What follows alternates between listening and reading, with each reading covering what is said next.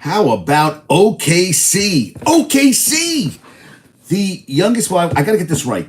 The youngest team to win a playoff series, the youngest team, to sweep, all these records, and they get it done. Hey, Drace, how you doing there today? Getting it done, taking names. What's up, Kev? Getting it done, showing up, beyond showing up. I'll tell you, that's unbelievable what they did. Youngest one seed, youngest team to win the series, youngest team to sweep. And they beat the Pelicans. And Brandon Ingram did not have a good series at all. No. And they lost. The Lakers lost in 5. And Aaron sent me something where basically I would say that LeBron is Jokic's bitch. Yes, he is. Yes, Kev, what's good? Well, doing a show. That's what's good right now. And talking about the OKC. So now you have, for the first time since 2005, what did I see? No Steph, no LeBron, no KD out in the first round. First time since 2005. And KD said he wasn't used correctly with Phoenix, which got swept by Minnesota. So Minnesota's coach, Chris Finch, got hit. And he might not be the bench for game 1 for Minnesota against Denver, which is kind of crazy. And OKC is waiting the winner of the Clippers versus the Mavs, which are tied 2-2. And the Clippers almost blew a 31-point lead. And they had Harden and Paul George, first Clipper teammates to have 30. It was this whole thing with rebounds, assists, but the first guys to do that ever in Clippers franchise history. So they await that. Well, OKC awaits them. Cullen is going to the game tonight for the Knicks, where upper tier tickets are going for $1,000. He got some deal or whatever. I don't know what kind of deal. He knows people. So I was like, dude, you know people. Good afternoon there too. To you too, Mr. HTJ. Good afternoon. And I heard there was a live with Josh who said this team is better off with Randall, which led to Rob writing a dissertation. See, Rob writes text messages that go on for 14,000 years. And it's nice. He's very detail oriented. But after a while, you just go. And lately, I've been saying something. And then a minute later, he writes the same exact thing. And he says he's reading my stuff, but he really isn't. And I'm like, it hurts. It hurts, but I understand that he's on his diatribe, whatever you want to call it, and he needs to get it all out. Yesterday we went for a walk. I came back. There were 38 text messages, which seemed like quite a lot, but it was okay. He loves Randall. No one else loves Randall as much as he does. They did beat teams this regular season with Randall. Postseason, we're going to see, because there's no Randall. So you really can't say what's going to... this is the team they have. And I do wish they had another score, a reliable score. Dante, when he's hot, I was talking to Pito yesterday, Felix, and he said that, last game, DiVincenzo had 8 points, and that was a good quarter. And, it got them back to taking the lead. But I really need Dante to step up. And I was talking to James, who's always my good basketball guy. And he says, well, you don't get Josh Hart to, he's not a scoring guy. He's not going to score. It was an anomaly that he had 20 points, he was scoring 20 points a game. And, he says, really, when he gets in the lane, he has to do that Euro step. He's got one move when he gets in the lane.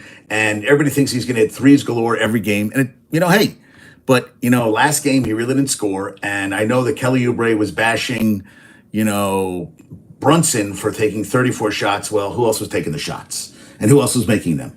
And they played great defense. And what I see, with Precious Achua on the court. Hey, and Benjamin, the anti-Nick fan, is on. And I love when he comes on, because he just starts talking about, Benjamin, you talk about anything you want. Bring it on. Talk about it. Let it out. You're young. You're proud. Make it happen. Yes, Brunson is the first player to score 45-plus points on 50% shooting and dish out 10 assists in a playoff road win since Michael Jordan in 1990. He's also the first player in NBA playoff history with 85-plus points and 20-plus assists over any 2-game span. So get him Price versus the Sixers, Game 5, 457. 457. OKC is going to the finals. Oh, they're the number one seed. Thank you, Benjamin. They're the number one seed, and all of a sudden, that's the hot take from my man Benjamin. OKC going to the finals. Okay. I'll talk to you in a couple weeks. We'll see where that goes. It's good. So 457 get in price for the Knicks versus Sixers. 345 get in price of the 5 other playoff games for the next 2 days combined. That's from Nick's Muse. 457. 345 for all other 5 playoff games. Are you kidding me? $1,006 tonight. Section 419. 419. They're really young, which is the only bad thing. Yes, Benjamin, they are young. But you're young. And sometimes young people make foolish, what's the word I'm looking for? Takes. But that, listen, I love Benjamin. He's my UNC guy. He always has something to say. Whether it's right or not, he's going to say it.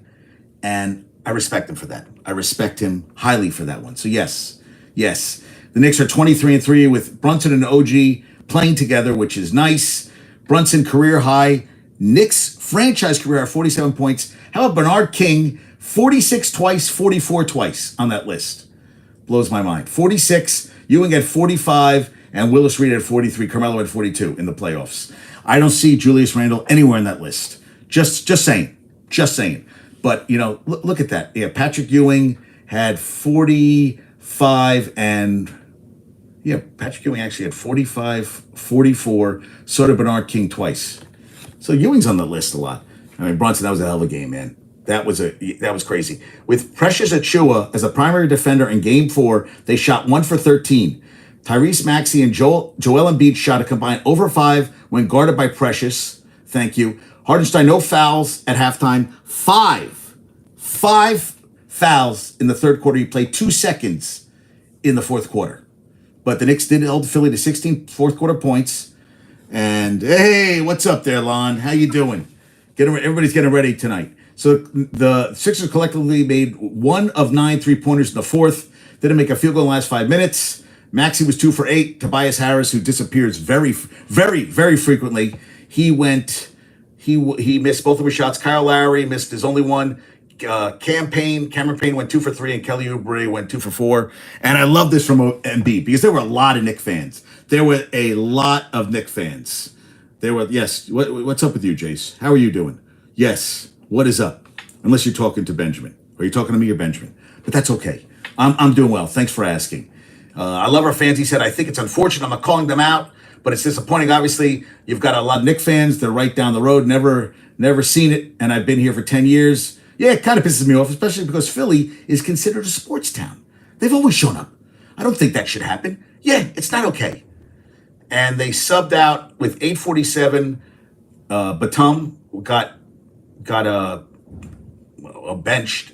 Came back with 55.5 seconds left. And I forgot about this name, guys. Buddy Hield.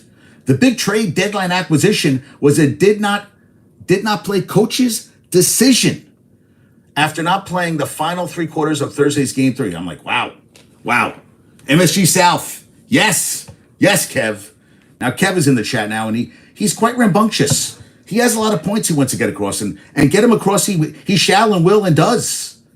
Yeah, and Will Chamberlain statue, which, those little statues, which I agree with Aaron, they're ridiculous how tiny they are. The Wells Fargo Arena, they put a Knicks jersey after the win, which I thought was kind of cray. Now, did you see Kelsey will be on ESPN Monday night countdown pregame? So they think that RG3 is gone. And we were discussing that about, ex-players becoming guys in the booth or, analysts or whatever. And Phil Simms, 26 years at CBS, and Boomer, both out at CBS. And Michigan thought that was ageism, which I don't disagree with. And Matt Ryan, who is as interesting to watch as a paper plate, or there was a great, I remember a guy had a film review of The Postman with Kevin Costner, and he said the Postman was like watching a car rust for 3 hours. And I think Matt Ryan was a great player, but, I guess they're going younger. Tony Gonzalez didn't work out there. Burleson's good. But you're telling me that Bill Cowher is someone that I need to watch every week? Bill Cowher puts me to sleep. Nice guy. Won one Super Bowl. Should have won plenty more. I never thought he was that great a coach. I heard he's a fantastic guy. My friend Izzy's restaurant, him and his wife came in all the time. Super nice guy. Not interesting to watch on television at all. And we were going on, and some guys were talking about Richard Jefferson being interesting or being good on the air. Well, I don't know. He made it sound like Embiid didn't get enough foul calls, and his high pitched voice. As a former player, I guess I don't find him that interesting. Listen, I miss Marv Albert, whoever, and I like the guy. Was it Breeny? Breeny, right? Yeah. I miss. I got to be honest with Jackson, him, and the former coach, whose name I'm blanking on right now. I was fine with that. Doris Burke, she's okay. Everybody likes JJ Redick. I was thinking about the announcers. John Davidson on Ranger games were great. I still have Tony Kubek calling baseball games and Madden. I don't mind. I don't mind Aikman. But I mean, there's no more greatness. I mean, Tony Romo sucks. He really sucks. Chris Collinsworth can't shut the fuck up. I am not. Yeah, Buck and Aikman I can take. And I didn't mind Greg Olson, but now we're going to get Tom Brady, who still is talking about, hey, what's up, Anthony? They're still talking about him coming back and unretiring. And what the fuck are pardon my language there, Benjamin. Just pretend I'm not swearing. How the fuck did Zeke get re-signed by the Cowboys? And Michigan's got a cousin who works at ESPN, who's big, went to the dump, Ohio State. And he said about the Ezekiel Elliott haters out there that he said he is Hall of Fame material. Hall of Fame. So I was like, oh, okay. So I looked up his stats because I was kind of curious about that. Thank you, Benjamin. I will say what I want. Yes, thank you. He's given me carte blanche to do what I want. So what do you think about this, Benjamin? What do you guys think of Zeke being in the Hall of Fame? Okay. Last 2 years combined, he had like 15 and change. Yes, it was dirt cheap, under $3 million, $2.5 million, maybe $3 million total. But he's had 4,000-yard seasons. I know he has 8,904 yards. Is that Hall of Fame? Benjamin goes, absolutely not. Aaron said, get the fuck out of here. And a lot of guys say, get the fuck out of here. I just don't see how he is Hall of Fame material. 4.3 yards per carry, 71 touchdowns. I feel like there's other guys that put up much better numbers. And that's your back. That's your Cowboys are going with. That's where you're saddling your horse up with is Zeke. And I know all the Cowboy fans out there have to be disgusted because I'm disgusted that this franchise is just. Do they think they all think we're fucking morons? Honestly, do they all think we're idiots? Really? Because it's ridiculous. It's freaking ridiculous. Unbelievable. I saw that. I was like, you got to be kidding me. You have to be kidding me. You cannot be serious. You cannot be serious. Big game. TJ Oshie, Michigan sent me this. Played game 4 with a broken hand. Hockey players made differently. We were watching one of the games. I think it was a guy for Winnipeg. Yes, he got a broken cheekbone. Took a shot against the face. I was like, oh my God. Hockey players built differently. Now it's very interesting, too. Vegas won the first 2 at Dallas, and Dallas won the next 2 last night, 4-2. I saw the goal. They tied it, and they gave up a goal right before the end of the second period. And Dallas is outplaying them, outworking them. And I got to tell you that this series could be over. And Florida advanced to the second round for the 3rd straight year, 6-1 yesterday over Tampa Bay. So the Rangers are waiting the winner of the Canes and the Islanders, which hopefully are going. I don't know why that game wasn't last night, but that's just me. I thought it should have been on last night, but it wasn't. And my Ari, who's been on the show, Michigan's cousin, was saying that Brindamore for the Canes is in an expiring contract. Him and Francis are very good friends, and that Francis is going to offer him big money because they fired the Kraken's head coach yesterday. It looks like they want to go for a get a big name to the Kraken. And I'll tell you, I'd rather be in Seattle. Well, the weather's better in Raleigh, but I'd rather be in Seattle. And I said to him, how do you feel about the Rangers? He said, hey, got it done. Now I got to get ready for the next battle. And also Jordan Travis, Sam, his girlfriend, went to FSU. And he said if he starts playing, he'll get her a jersey. He also thinking about he wants to get a Johnson, Jermaine Johnson. he loves him. He's another FSU guy, but he sent me that stuff, and I said, Ari, I'll give you some props today in the show. So that's what I said. I thought that was interesting. Brendan Ward to the Kraken because they can give him a huge contract. We'll see if that happens. Jack Flaherty strikes out former Cardinal teammates Brendan Donovan, Wilson Contreras, and Lars Nootbaar, all swinging on 12 pitches, 97.7 fastball pass Nootbaar. Thank you, Jason Beck, for that one. I thought that was great. Yeah. Oshie played game 4 with a broken goddamn hand. And I sent to this guy, Rome Odunze, reaction to find out that the leading receiver in Bears franchise history has Johnny Morris, who had 5,009 yards, played in the 50s and 60s, he said, for the career? That's it? He had no idea that that's how unprolific the Bears wide receiving history has been. And the leading pass catcher, which has been a trivia question on the Bears all time, is Sweetness, Walter Payton, but I saw that. I sent it to all the guys. I thought that was hilarious.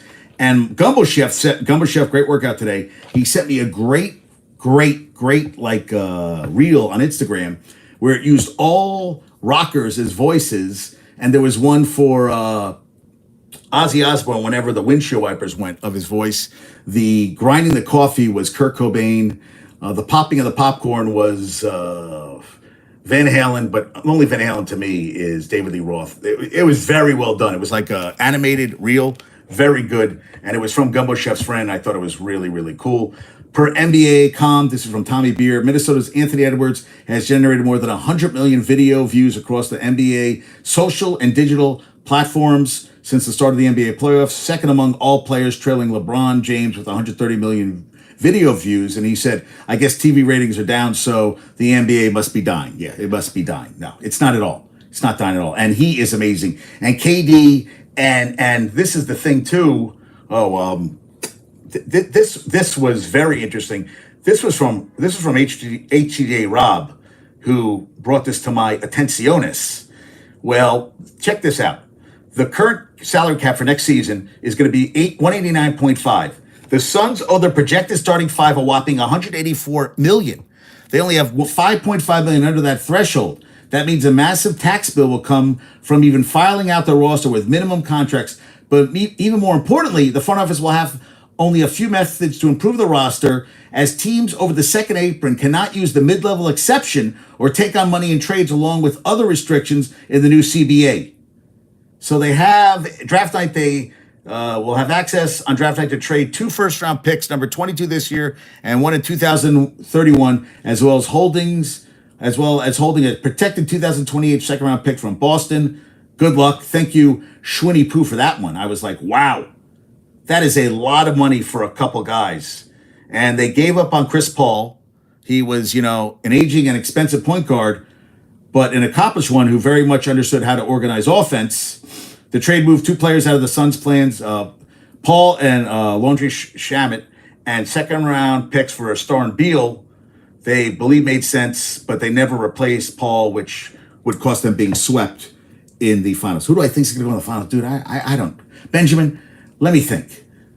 You know what? That's the thing. The West is slam-packed. So I know that the T-Wolves won only their second playoff series since 2000, right? I mean, they won a couple with Garnett. They hadn't won any since. First playoff series win since 2004. And they got the Nuggets. I'm just not betting. I think OKC is a good team, but I think the Nuggets, which I don't think even looked that good. They were losing every game against the Lakers. So have I answered your question? Everybody's saying the Celtics. I just saw that Brad Stevens got Executive of the Year. Dagenalt for the OKC got Coach of the Year. So who do I think? I mean, I don't disagree with HTJ saying Celtics versus the Nuggets. I mean, I hate to say it. I kind of want to think, but the Bucks are screwed. They're all hurt. The Knicks, I mean, I think that if Indiana holds on, Indiana either have to score 140 a game or they're losing. It turns into a track meet. They can't, if it's a low scoring game, that's what we talked about, Rob, and 0 for 18 when they score under 110 points a game this season. They lose every game when they're held under 110 points. That was regular season. And Celtics, but now Porzingis was in a walking boot. I still think it's the Celtics and Nuggets. So that's what I'm going with. I'd like to see the Knicks go farther. I don't know. I just don't. I'm concerned about the Knicks because I'm concerned they really don't have a second guy that consistently can get them points every night. They have guys that play great defense, yes, but they don't have that second guy that can pull the trigger consistently enough, in my opinion, that could be a problem. Bobby Portis is going to come in clutch. They're down 3-1, dude. So Bobby Portis is going to be the guy to put him over the edge. No, Benjamin. Not even close. Because you need other guys. I mean, I don't see it happen. The Pacers were the third worst team in the league for the season in rebounding. The Knicks would mostly. Yeah, Rob, I'm not even discussing I'm not worried about the Pacers. I'm worried about, I think that the weaknesses on the offensive side of the ball, that sounds footballish, for the Knicks is going to come back and hurt. Oh, yeah. Matisse Thybulle. That's the guy who's going to put so you say they're going to win 3 straight, the Bucks. No, I don't think they won 3 straight since Doc Rivers took over. If I stand correctly, I don't think they've had a good run since he took over. I mean, I think they had 1 run, but they were pretty much a 500 team with Doc Rivers as head coach, and they're not getting it done. I mean, listen, you don't have Dame, you don't have Giannis, and even if Giannis came back. What percentage of him is playing? What is he playing at 60%, 70%? And Dame, I guess we're going to see. Yes, the rebounding helps offset the offense. So it gives them extra possessions, Rob, to miss more shots. Is that what you're saying to me? Because that's what so they'll get more rebounds. They still got to put the basketball in the hoop. I still don't understand what you're saying. So you really think the extra rebounds are going to get them extra shots, and that's going to be enough for the Knicks to get over the hump? I got to be honest with you. I am not. I'm seeing a lot of Dante's non-existent. You have McBride who plays very good defense, but he's not really a scorer. Yeah, they do not have a second scorer. This was Randall's year to shut me up, which he didn't. And though we don't have we still have guys with no fear. Yes, no fear who still can't hit the goddamn shots. Now the good thing was that the Sixers couldn't hit any shots either. So, and knock down clutch shots. Really, the one guy who was going to knock down the clutch shots. Well, Dante did hit the shot against. Yes, I will say that in a game he shot terribly when they stole the game. Where they stole game 2 against the Sixers at the Garden. I still feel that they are. Yeah, they're a couple pieces away. I think they definitely. I like them against. I like them against Indiana, but then against listen, what did Derek White do last night? He had 6 3-pointers in the first half. He had 38, 39 last night. When they're up 3-1, I think they've won 20. They're 28-1, 20. Some astronomical. When they're up 3-1, they close it out. The Celtics just close it out. So I mean, I guess we're going to see what happens. What's up, Lawsy? Lawsy 7, how you doing? Great. They'll get more possessions and more guys to shoot. And they say you got to shoot yourself out of a slump. I really need Dante. I mean, the home crowd today, I need Dante with 20 tonight. I really do. I don't want Brunson to feel that he has to take every goddamn shot. And Jerry and I were talking about it. Brunson dribbled the shit out of the ball. There was times where he was just dribbling. I'm like, dude, pass it or do something, but dribble. I wasn't sold on it. The Knicks won't beat Boston, but can beat the Pacers. They don't have the scoring to beat the better team in the league in a 7-game series. Thank you, Captain Obvious. HCD, that was amazing. That was, wow, really? Did you just come up with that right now? And I am not going to say, listen, the Heat, I know the Heat are losing 3-1, but the Heat stole a game in Boston where they got 37-4 in the regular season. What if the Knicks go in like the Giants did, end of the regular season against the undefeated Pats, played them tough? All you got to do is feel like you can compete with them. Why not? That's all I'm saying. Why not? You know what? You got Precious playing major minutes because Mitch Robinson was out and played really, really good. I mean, think about that. Hardenstein is out with 5 fouls. He puts Precious Achiuwa in there to make defensive stops. They held him the last 5 minutes. I mean, Maxey goes into the lane like sometimes you're just like, dude, you're running around like a chicken with the head off. And, I was like, I don't know how he's getting foul calls in that respect. Listen, win tonight. I'd like them to put. I need the win tonight because that you got to get the Sixers get some rest, get Mitch's ankle. Hopefully he can play, but if not, Hardenstein and Achua. I like the matchup again. We all love the matchup against the Pacers. I think the Pacers are playing against a very very depleted Bucks team right now, and what hit 22 threes the other night. So I mean, you hit 22 threes. Not too many teams are losing that game, and that's the thing too. But the thing is, consistently in a 7-game series, can you do that? And I don't think so. And I'm not. Yeah, I don't look at the Pacers. I'm like, oh, I'm concerned about this team, but. And then the Eastern Conference Finals, there's a lot of pressure on the Celtics to win it all this year. And they didn't even make they lost the Eastern Conference Finals last year. They were in 3-0 and took it to a Game 7. But that was rough last year. I'd like to be a little rough this year too. So I agree. The Celtics are a more balanced team and a lot of scoring on that team. I mean, White scores 38 at Porzingis, but Porzingis has had some shitty games in the series against the Heat too. And he's a scoring machine when he gets going. So, I mean, we're gonna see. We're gonna see what happens, right? That's why they play the games. They play the games. That's why they play the games, which is the best thing in the world. You have to play the games.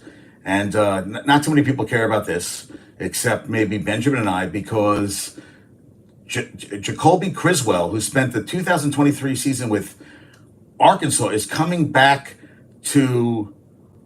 Transferred to Arkansas, his home state. He's coming back to UNC. 18 games he's played in his career. I mean, Max Johnson's supposed to be the starter. Johnson is 12-10 in his career as a starter. I don't know why he's the guy. Connor Harrell played in the bowl game, lost 30-10 in the Duke's Mayo Bowl. They also have class of 24 quarterback Michael Merdinger, who committed in May 2023. Yeah, and Bryce Baker. So I saw this and I was like, okay, does this really matter to this team? Does anybody care except me? No. But another quarterback in the room, I guess we'll see what happens on that front. Let's see what the book that Rob just wrote. Okay, what does he say? Oh, this is Josh. All I will say is I'm not crazy emotional about it, but I feel good about the squad as presented. Yeah, you know how I feel about crunch time? Well, I don't know. How do you feel about crunch time? What do you feel about crunch time? And I really feel like we have the guys that no matter how crappy the Devos, Tarts, Deuces are shooting, I have full confidence in.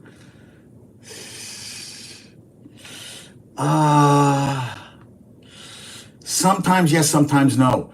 But this is the thing. I think they make up for if the shooting isn't there, the defense steps up. And, look, they're up 3-1 on the Sixers. A game that they could have lost, game 4, they came back and won, especially down players. And Brunson rode the team like he's done it all goddamn season. And I feel like he should get more MVP votes in that respect. Yeah, I mean, this is the team you got. So either you buy in or shut the fuck up, right? So I have to buy in. I just would I think DiVincenzo, man, I feel like sometimes I just feel I want him to keep shooting because I feel like he's not afraid to shoot. And if he gets hot, forget, I mean, that third quarter, man, those 8 points came really fast. And I wanted more in the fourth quarter, but it was nice. I was screaming at the TV when he made those shots. I was doing the podcast during that. So I agree with you. Yeah, I mean, this is the team. This is who you got. And, hey, listen, let's ride the wave, see how far it goes. I mean, a Ranger fan too. Tommy, Hockey, and Saul and them. I go back to bowling. So here we go. We're gonna get a bowling analogy because we're all big bowlers here. Let's hear the bowling analogy because I'm dying to hear it. Oh, and Chris Harris Jr., 4-time Pro Bowler, announces retirement. Does anybody care? Nah, not really. I don't think so. And yeah, I don't think so. Yeah, Brad Stevens, NBA's Executive of the Year. Embiid this playoffs, 35 points, 9 rebounds, 5 assists, and 2.3 stocks, steals, and blocks. How's Embiid doing tonight? I think the Knicks are going to be ready and raring to go. So I'm waiting for the bowling analogy. I'm still waiting. Still waiting here, folks. Oh, an FAU transfer. I can have a terrible 9 frames, but if as the anchor bowler I need 3 shots to win a game, I'm going to get yes. Well, Josh, I hate to tell you, I trust you more than I think I trust some of these Knicks in the 10th frame, in the final. But yes, Listen, hey, they are playing as hard as they can every day. Josh Hart got those offensive rebounds at the end of the game when they needed. I mean, just kept getting them. I mean, guys were missing shots, but he was getting the offensive rebounds. Yeah, they play hard all goddamn game. I agree with you. Every goddamn game. Yeah, so I saw this FAU transfer shooting guard. Janelle Davis has received an expert prediction to land at Arkansas. Yeah, I thought he might be going to join his former coach at Michigan. And I guess Draymond Green and Nurkic don't like each other because he put a post up saying all-time worst playoff win percentage, 15%. I do. I try to melt your heart. Yeah, I would definitely take it. Oh, check this out. My cousin sent me pictures. Check this out. It's hard to see. That's me. That's me as a little squirt. I thought that was pretty funny. See? JD is a little kid. My cousin Scott sent me, who's a huge Ranger fan. Yeah, okay, so I talked about Harden and Paul George, first NBA teammates to both have 30 plus points, 5 plus rebounds, 5 plus assists on 74% true shooting in a playoff game, a game that they blew a 31-point lead and almost blew the game. So let's be honest there. And the Rangers and Canes played 3 times this year. Rangers won 2-1, then got blown out. That was on November 2nd last year. January 2nd, Hurricanes blew them out 6-1. Did I go to that game? I might even have went to that game. I thought we went to that game. I'm almost, well, I don't, that was a blowout. And then the final game, March 12th, Rangers won 1-0, which was playoff atmosphere per my cousin Art, which I remember watching the game. That was a hell of a game.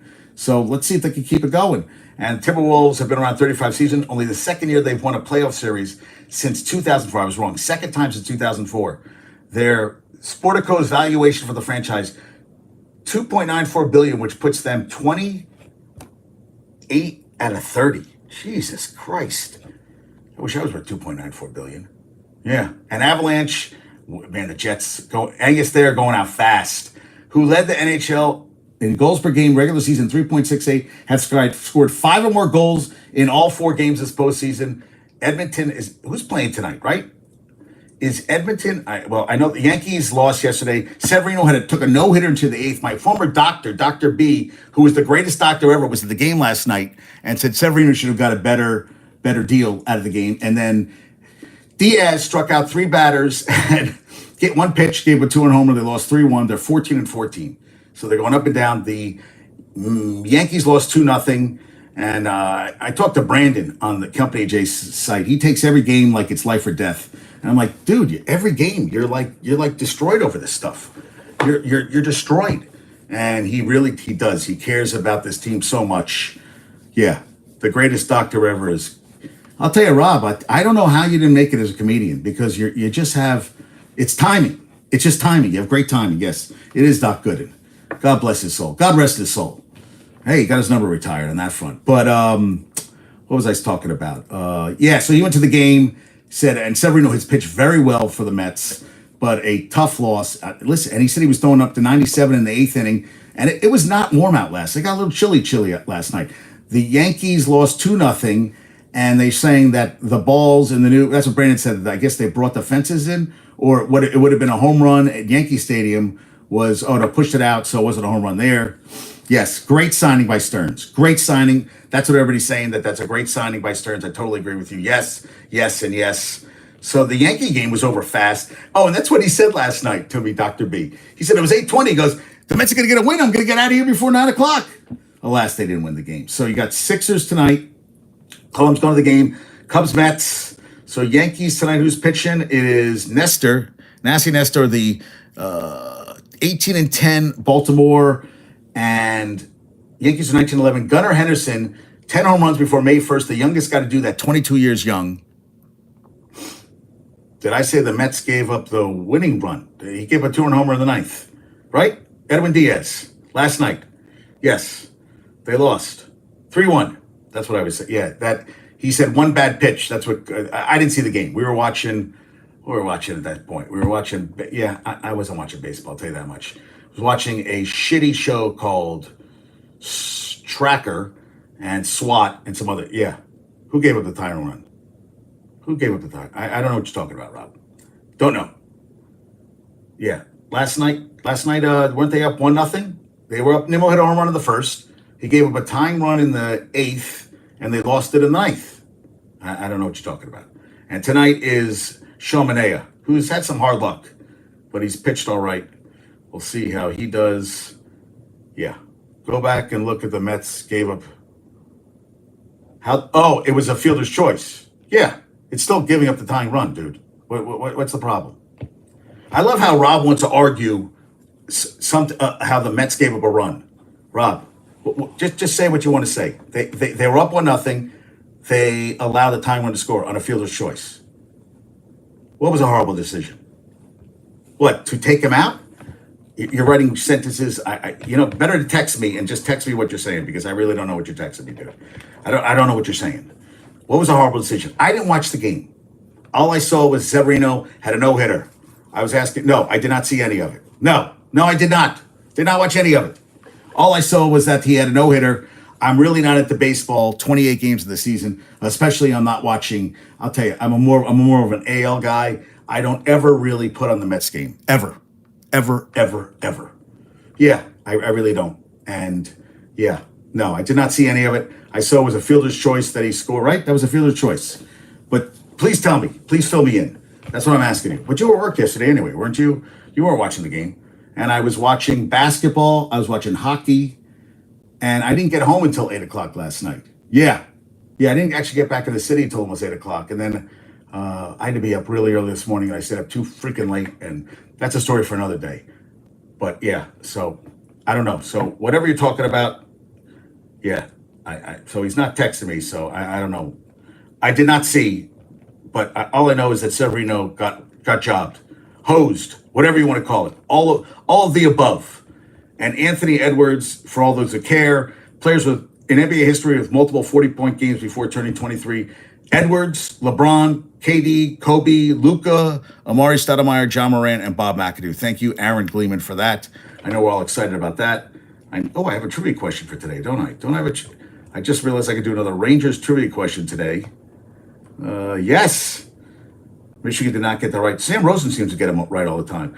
And time leading this the series, the Rangers were over 139 minutes. The Capitals were under 3 minutes. Well, actually, yeah. I mean, they held on a win at the end. So they played a total minute of 20, 40, 60, yeah, 240. Yeah, they were leading quite a lot this series, which is kind of crazy. 3 minutes and 21 seconds for the Capitals. That's not going to win many games. Yes, Trocheck, 3 goals, 3 assists, tied for most Ranger points with Zibanejad.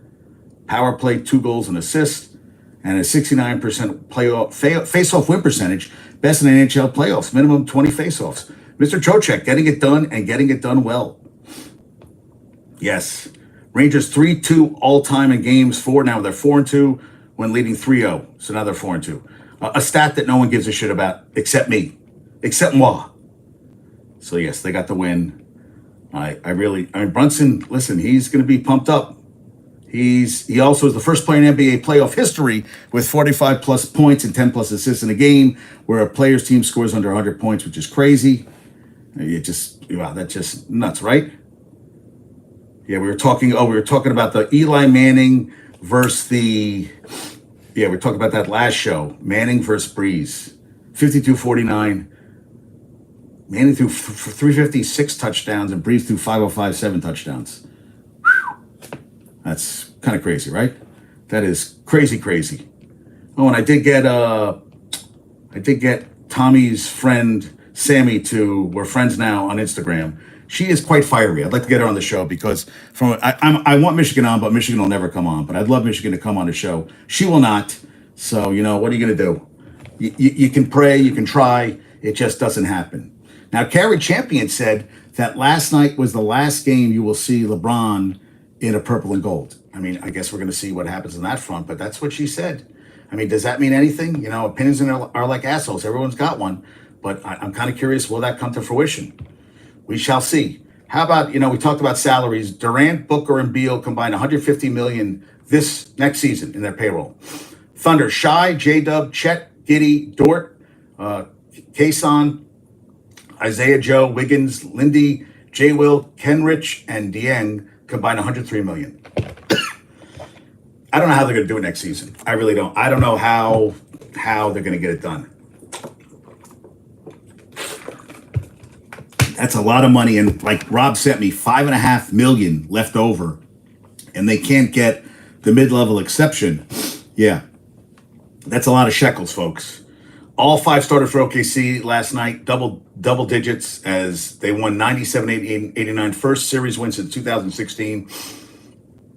I said they're the youngest team to win a playoff series in NBA history. Brandon Ingram, Brett Usher said, it remains one of my favorite players, and I still think he'd be a great number 2 in the right situation. He was coming off injury. He was almost immediately slotted in as the primary. And then you had him. Remember, Zion got injured, and he was done. And Zion can't stay fucking healthy. Zion is another guy. Is he going to be, I mean, he just got, is that the guy you build around? And is that, we talked about the Knicks getting him. We all get worried about the injury. If guys injured that goddamn much, I don't know, man. I mean, I feel like that's messy mess. Yeah, and he went 2 for 14, 8 points. I don't know. I mean, he was OKC and one of the league's most hellacious perimeter defenders. Made it their mission to shut him down. When you don't have a lot of options out there. This thing too, if they lock down on Brunson tonight, and that's the thing. Guys are going to be open. You got to make open shots. That's what you're paid to do, make open shots. And Dante is not happy how he played last game. Not happy at all. And he's had a couple games. He's had a 5-point game also. I think right in the 50-point game, he had 5 points. So he's had some bad games.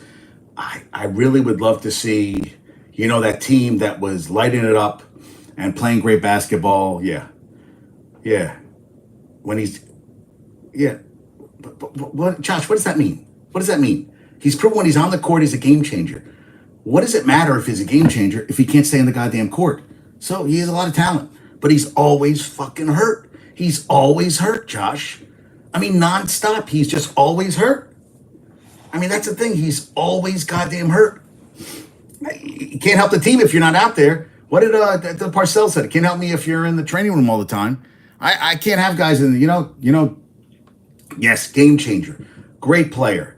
But I feel like he doesn't control his weight, and he's always goddamn hurt. He's not helping the team there. Knicks, you got that. That's we were talking about that. Precious Achua was the player thrown in with the Anunoby deal, and look how he's playing. Look how he's playing, man. This guy he has made himself some serious shekels coming in the future. But that's the guy who blows me away. That's the guy who I look at and I'm like, holy, yep, best ability is availability. Without a doubt. He could be the greatest player in the world, but if you're not on the court, that's the thing. Oh my God, hey, this guy's the greatest guy. He's hurt all the time. He's never healthy. Can't stay on the court. Can't stay on the, what I see, Rendon got injured again for the Angels and signed this huge contract. Ellsbury was hurt every other hour. He breathed. Stanton, every year it seems like it's something. He runs around the bases, something. He's hurt every freaking year. Judge was like that every year he was getting missing games every single year. And last year, hey, MVP season, healthy all season last year, freak injury. It still was an injury. Doesn't matter if freak, it happened. It happened, and what do you miss, 50 games last year? So, but Achua, man, holy shit. And that's the thing too. What the Knicks are going to have to, you're going to look at OKC. OKC has all those draft picks. Now, I'm not blown away with the players that are out there, but you don't think they're going to pick out some gems out of there or bring some guys that could be, Cespedes too, working on his horse farm, got injured. Dipshit. Yeah. I always thought he was on, he was getting some juice. I thought he was on the juice too, because and that's a guy too who, but when he played, Josh, when he was on the field, wow. He was electric. He was goddamn electric when he couldn't stay in the field. Always something. Always injured. Always something. Hey, what's up there? What's up there, Salzy? Yeah, so, we shall see. Yeah, so. And Gordon Hayward. Remember Gordon Hayward? Durant could be a target for OKC. I wouldn't want him. I wouldn't target it. Why would OKC bring him back? They have a great young nucleus there. What is he doing there? He's complaining right now with Phoenix. He's not good enough. Yeah, I don't think so. I would stay clear of KD if I was OKC. I feel like what they have there I mean, they're gonna have to work out. They're young and everything, but no, I wouldn't want him back in. No, no. And I might even say, would you want him off the bench? I mean, you got guys that are playing right now. I mean, Gordon Hayward didn't score a point in the series. I remember when he used to light him up. Not anymore. Not anymore. Yeah, and I feel like right now it's just like we're throwing stuff out there. Let's see the playoffs, see what happens. Maybe OKC will say, hey, these are things we're missing. These are things we need. But you're coming in as the number one seed. You swept your first round. Now, they have on paper the easier series with the Clippers and Dallas, I would think, than Minnesota would have with Denver. But I don't think Denver looked unstoppable last postseason. I don't think they've looked as good this postseason. And I'm kind of curious because Anthony Edwards is becoming a superstar. I mean, he made KD look silly. I mean, he really did. He just was taking over games and confidence with this team. They had a couple blips along the road. Cat got injured. Anthony Edwards is the real freaking deal. I mean, he's exciting to watch. And that's what I love, the youth movement right now. And it's kind of sad that the West is really stacked, where the East, I mean, even next, Giannis is getting hit. It seems like his body's breaking down every goddamn season. And then the Knicks, they're in a good position right now. If they can, and Randall comes back healthy next year, we're going to see, right? I mean, is Hardenstein going to come back? But you still got Precious, Mitch. Are they going to trade Mitch? So, I mean, there's going to be decisions made. But right now, let's focus on Game 5, get the win, and go from there. That's what I say. Let's focus on what we can focus. Don't get too far ahead of ourselves. LeBron turns 40 in December. He's going to want to go somewhere else. His son should go. I heard reports that Drew Joyce, the coach at where's Drew Joyce? Wait. Shit, they just made the NCAA tournament, right? So he was a former high school basketball teammate of LeBron. Drew Joyce is at Duquesne. Yes, Duquesne. Yes, swept. Yes. Oh, they were swept. Darvin Ham's job in jeopardy. There was a funny meme, and Saul put up a thing showing, which I thought it showed how many, Jordan was 6-0. I said, nobody said anything. What about Bill Russell? Bill Russell had a freaking amazing career. He played in a different era, and I know there wasn't many teams, but Bill Russell had a hell of a career. And, he put, everybody, Jordan 6 for 6. Yes. What did 5-2 was Kobe, and 4-6. And I think it's always going to bother people with LeBron that he felt the need that he had to build a super team. And that super team only won 2 championships. I mean, the decision will always bother me. I don't know. I don't know. And Kendra Perkins, who nobody seemed to like, said Phil Handy would be a good choice. But why is Darvin Ham?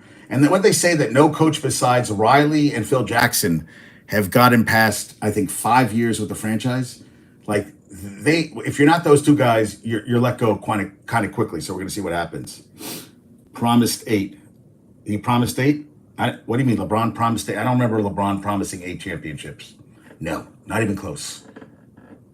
LeBron how many did he say he was going to win? 4 in a row? Yeah, he did say something. Well, he didn't even stay. What did he stay? 4 freaking years? Yeah, and I'll tell you, I still think we've talked about it. That loss to Dallas in the finals against a undermanned, I thought he blew them away. That was a terrible finals loss. Yeah, that was a terrible to Nowitzki. Yeah, that was terrible. Yeah, Miami was not as great as they thought it was going to be. So, yeah, Derek White 6 3-pointers in a playoff half, most since Ray Allen the 2010 finals. So they won 102-88, and they are 29th time a Boston team has taken a 3-1 lead in a best-of-7 series. They've won all 28 previous series, including 7 times in the NBA Finals and a first-round series against Miami in 2010, the last year before LeBron and Chris Bosh came to join Dwayne Wade. Yeah, and Bam Adebayo stepped on Tatum's foot, got a flagrant, whatever. I saw that. I was like, oh, okay, well, it happens. This stuff happens in the games. Talked about the Suns. Congrats to them. That's over with. Clippers, they almost blew a 31-point lead, but they got the win. This I love. This I love from the Fever. Yeah, so I'm gonna a little bit, and I gotta find out one time. I might not be able to. Might be a short. We're going an hour. We gotta talk to you when the late. And I got to pack tonight. Oh, that's what I forgot to talk about. Oh, this is cool. I forgot to talk about this. I'm going to Texas.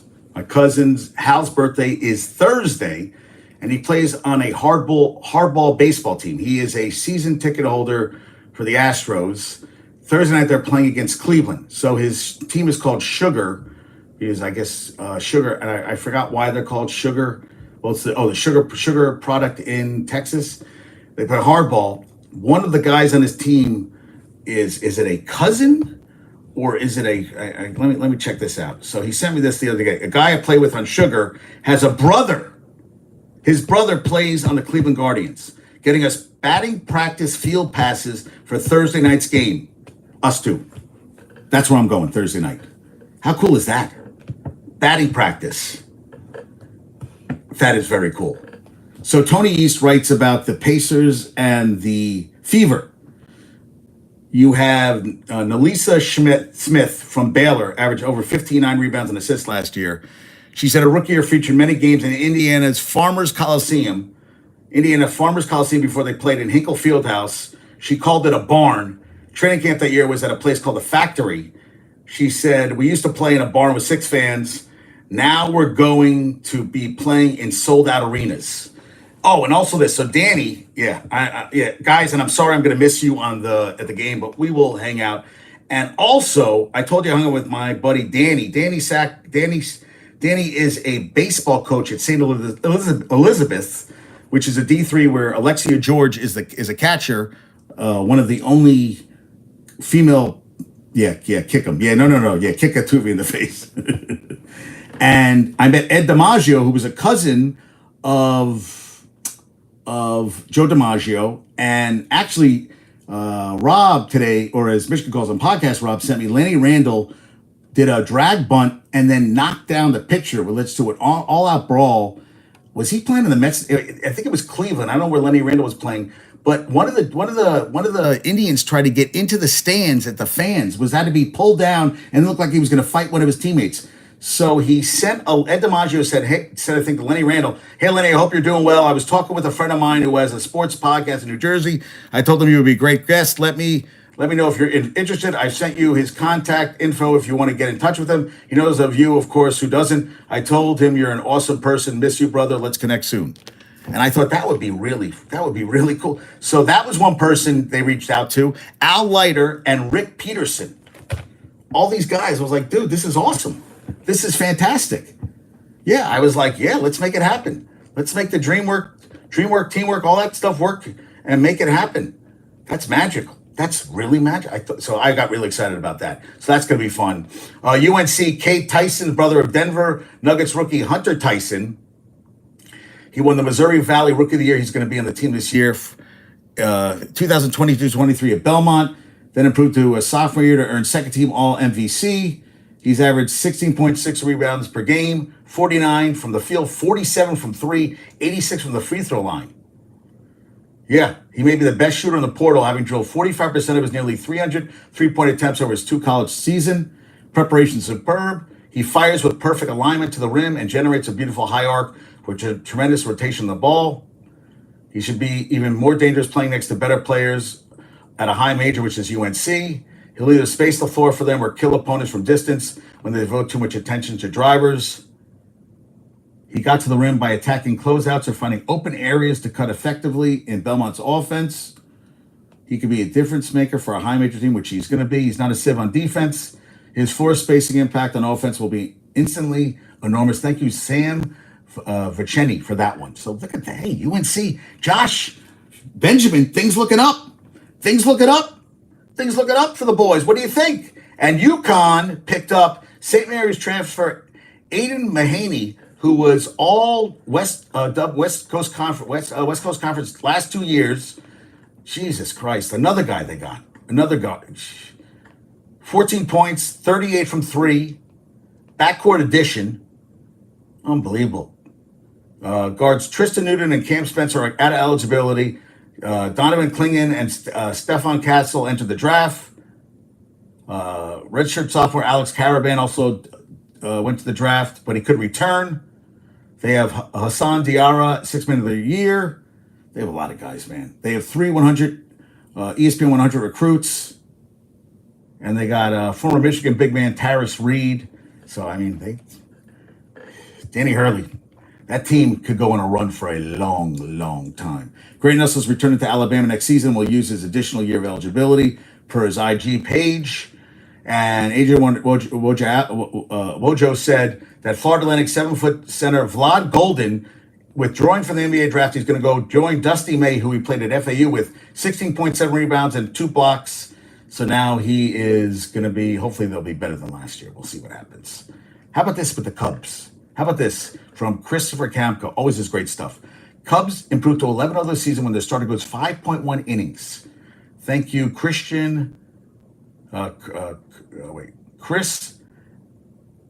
Antonacci for that one. Yeah, and Brandon's going crazy because the Yankees were shut out 5 times in April for the first time since 1984. Are you guys worried about them? Are you worried about the Yankees that this is a problem going forward? Yes, I don't know. I feel like it's still a lot of baseball left to play. I do. Judge played left field. Verdugo is on paternity leave. Yeah, and also an out in 24 Major League ballparks. This is what Kerry Lynn wrote. Never seen a fan base cry so hard and blame a loss on ballpark dimensions when a left-handed batter has to do what it has to do at Yankee Stadium is hit a pop fly and lands in short pitch in right field. Funny, it's not a problem then. Yeah, Old Camden Yards were tied. Jacob Young of the Nationals had 9 runs and 6 stolen bases in the series against the Marlins. First guy to do that in a single series since Bob Bescher did it for the Reds against the Boston Rustlers June 2nd through 5th in 1911. Thank you, Optastats, for that one. So Jacob Young, Freddie Freeman's hitting 464 in a 9-game hitting streak. The George Kirby for the Mariners has more games started than walks in his career. Yeah, Josh says the Yanks on their normal path, beat up crappy teams, get the playoffs, suck against good pitching in those playoffs. Well, yeah, and now they're playing a good team. And the A's went 4-3 against a couple teams. Who they play this weekend? Orioles and the Yankees went 4-3, which is crazy, right? Yeah, nuts. And another guy, Brandon Barrera, top prospect, left-handed pitcher, got a combined traditional TJ ligament replacement along with the internal brace, which is known as a hybrid procedure performed by Dr. Keith Meister. Guy's gonna be out a long time. Yeah, I you know what? Yankees, guys, the Yankees are 19-11. Did you expect them to be 19-11 with Garrett Cole out and guys not hitting? 19-11. They're up there with the best teams in the division. So come on, man. I mean, that's crazy, right? Yeah, and uniforms. Nike is committed to changing certain elements: larger lettering, mismatching grays, sweat stains, and pant stitching. Yay. And this is from my cousin Hal about his Astros. Valdez 3, Verlander 2, Javier 4, Blanco 5 have started half of the Astros' 28 games. In 14 starts, they're 7-0 with a 1.83 ERA and 83 innings and change. The other starters are 0-10 with a 9.49 ERA in 54 innings. Brown, France, Arrighetti, and Henley. The bullpen is 2-9 with a 4.95 ERA and a 107 innings pitched. They are 9-19 with almost a 5 ERA. I am so happy. I really want to go Thursday and watch them keep losing, because I know my cousin Hal's going to go apeshit if that happens. But it was awesome. Yes, we shall see. Yeah, Ari said nice warm up against the Caps. Now it's time to go to war. And Capo Caco was the 10th goal scorer, 12 goals for the Rangers in the series, and 14th point getter out of 18 skaters addressed. Thank you, Michael Russo. The Rangers are the only team in NHL history to hold Alex Ovechkin to 0 points in a playoff series. Wow, 0 points. Whew. He was pointless in the series, had no shots in games 1, and 1 each in games 2 and 4. First time he had 0 points in a playoff series. Yeah, Panthers, crazy. Stars. How about this? Both teams I said 2-0. Listen to this. Wyatt Johnson, who was the 23rd pick in 2021, 32 goals, 33 assists in the regular season.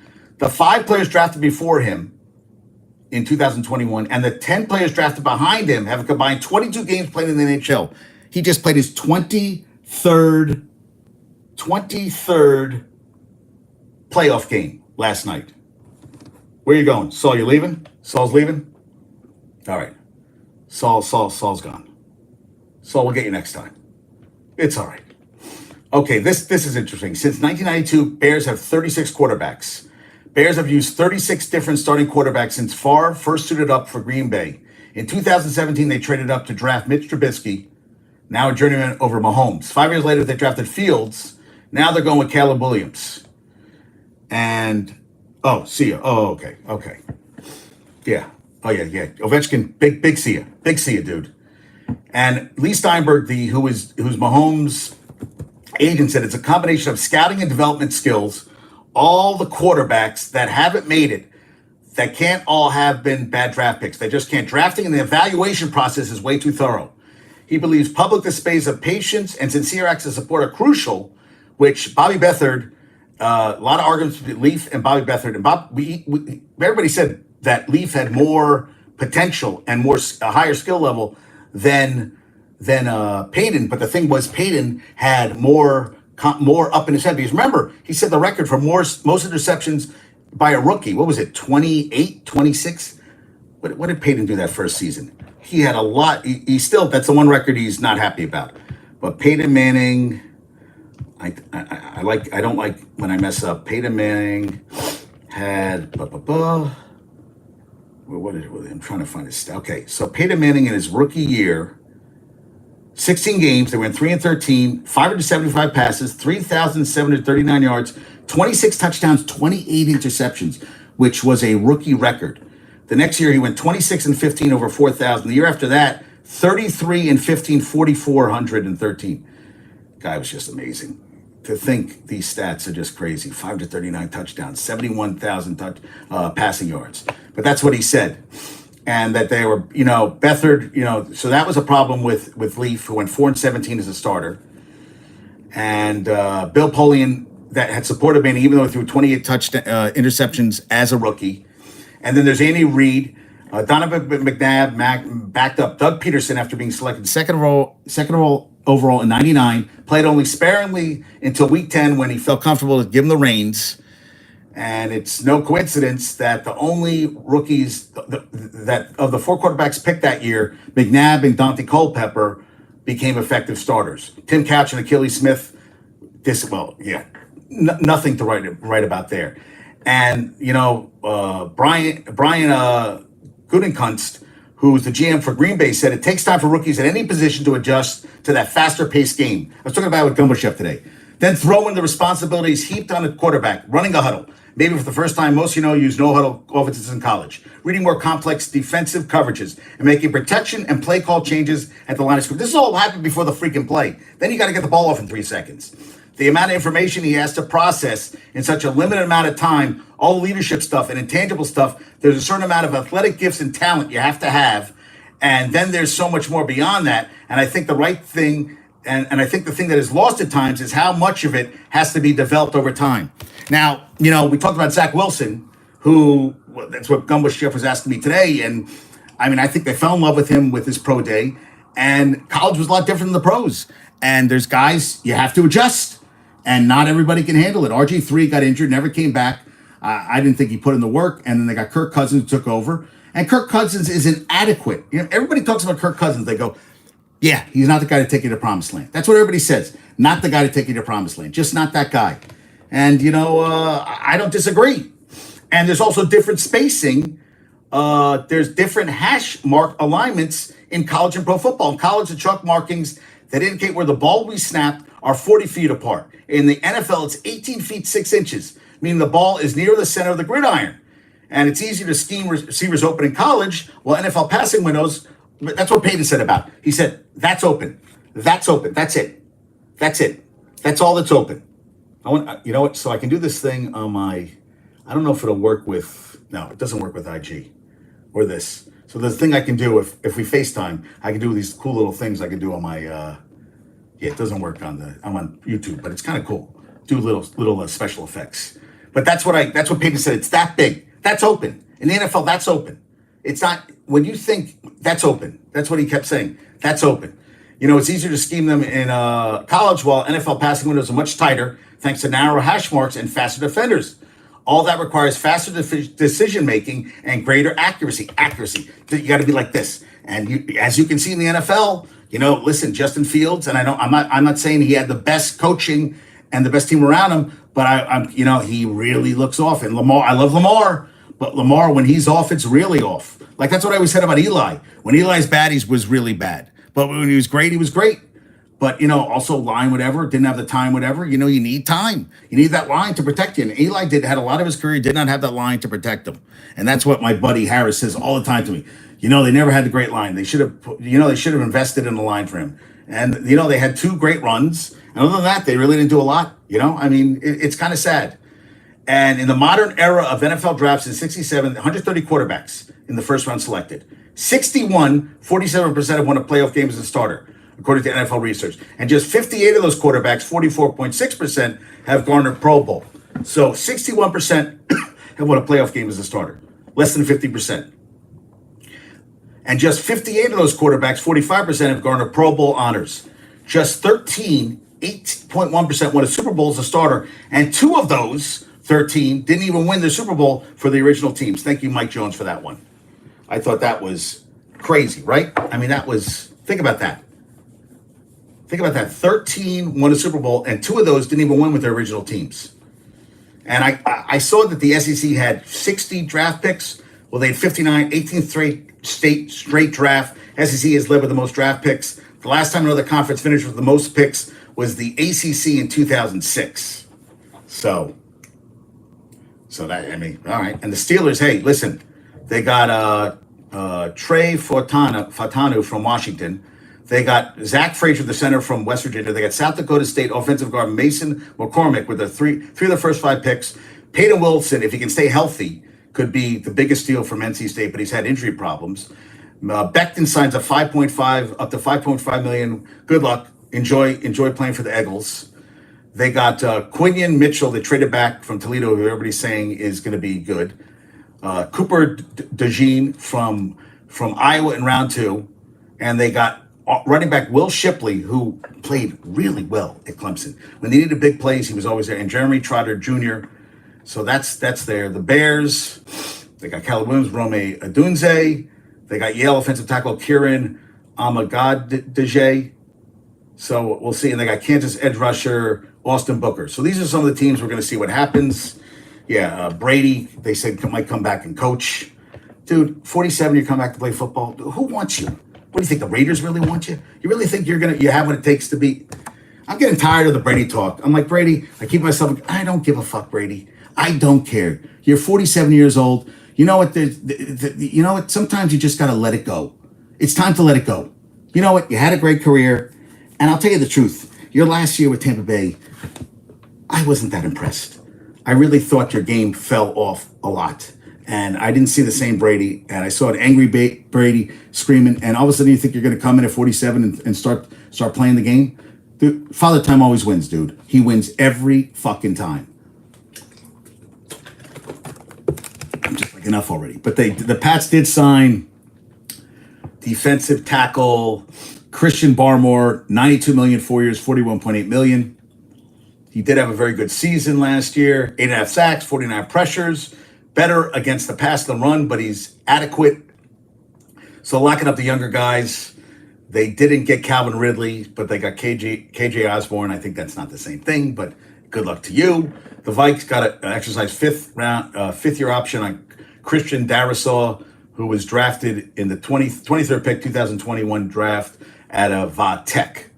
And Travis Kelce got an extension, 2 years and $34.24 million to 2 years remaining on his own deal. Now has guaranteed money this year with additional money vesting year by year. He's now signed through 2027. He'll be 38.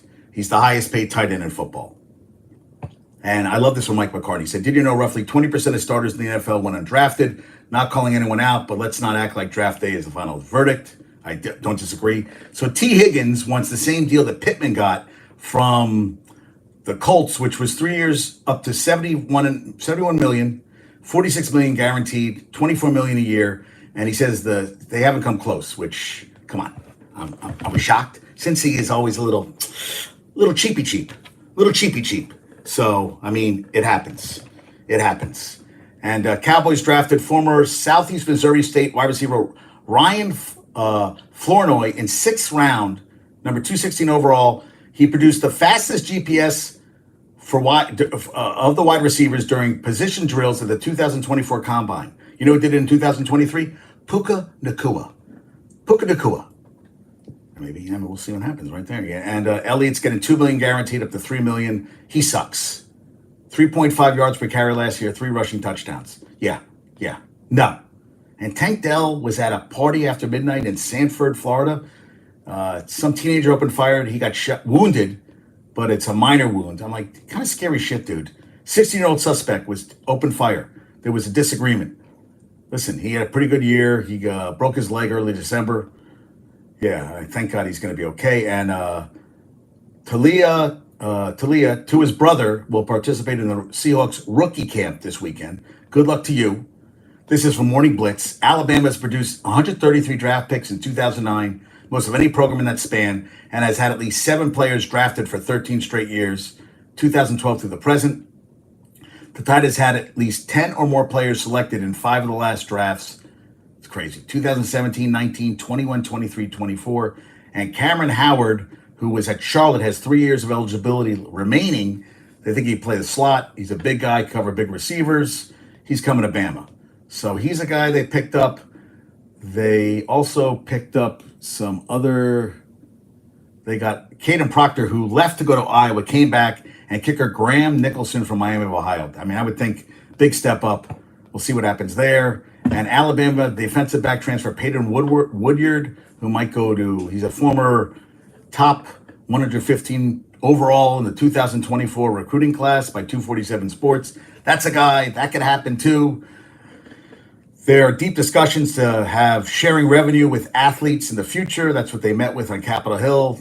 Reddit College Football said it could be 20 million of revenue sharing with athletes per year, which seems like nothing compared to the billions of dollars they make. Yeah, I don't know. Yeah. So there was a federal lawsuit brought by former Arizona State swimmer Grant House in 2020 that seeks damages dating back to 2016 for athletes who were not able to earn compensation from NIL. Wow. It also seeks revenues from the NCAA and conferences media rights deals. Wow. It's being heard in the Northern District of California by Judge Claudia Wilkin, who previously ruled in the O'Bannon and Alston cases. And that was that wouldn't be good for the NCAA. It's go to trial in 2025, could include as many 14,000 current and former college athletes. Wow. Revenue sharing. High-end damage estimates range from $3 billion to $4 billion if the NCAA were to lose. If that were the case, the NCAA would probably have to declare bankruptcy, said an industry source. We're talking about the end of the NCAA potentially. Okay. I'm okay with that. And the biggest running back in high school football, Tony Picard, is 6'4", 400, Yakima, Washington. Brandon sent me that one. Yakima, Washington. That is crazy. What is Saul's texting me. He goes, he wants to come. Okay. Yeah. DJ, well, I had stuff to talk about. Listen, those numbers make him look really good to go in the Hall of Fame. Okay, so Ezekiel Elliott's rushing by season. No, it doesn't, Benjamin. 108, 98, 95, 84, 65, 58, 58. No, he had 3 good seasons. He led the NFL 3 times early in his career. It's not enough of a career, in my opinion. Even 4 years. I think, he's not the same back he was. 1, 2, 3, 4, 5, 9 years. Yeah, he's going in the opposite direction. That's what he's happening. Yeah. Yeah. Yes, we're doing YouTube. We're doing YouTube today. That's why. Saul, no offense. Nothing against you. But I'd have to start earlier. And Michigan's coming home. And do I have a trivia question for today? Oh, Porzingis is out for Wednesday's Game 5, they said. Wow. All right. Saw that. I was like, damn. Okay, so he's out. Let me see. Shador rips former Xavier Smith's criticism of Dion. Yeah, well, hey, dude. Tigers starter matches AL record to start game K's 7 Cardinals. All right, good for you.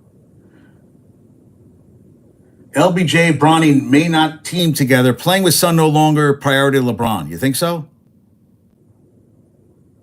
Oh, and Mac Jones did not decline his $25 million fifth-year option. Yeah, that's the smartest move they ever made in their lives. Yeah, that has to happen. You need to rant? Oh, dude. So rant away. Tell me what you want to say. Say what you want to say. Veteran ABC News weatherman fired after... Oh, Rob Marciano? Oh, dude, I thought that was someone. I thought one of the guys we watch. Michigan sent me Catch the Blitz. Malik Neighbors excited to play with Janiel Dones. Oh, he got the name wrong? I actually did talk to Jane Jones. He was just like, I'm happy that you're here. We're gonna hit the ground running, and then learn. He's gonna learn about me. I'm gonna learn about him, and we're gonna get together. I know it's very early, but what do you make of him as a quarterback? I'll wait till I get here to see, all that. I'm just happy to be here. Great organization, here. So I'm just happy to be here. With Daniel Jones yet? Janiel Dones. You would think someone would be like, dude, you know your quarterback's name? That might help a little bit. I'm ready for IG only on company. All right. Yeah, I could give him 15 minutes. All right. Hold on, guys. All right. And now.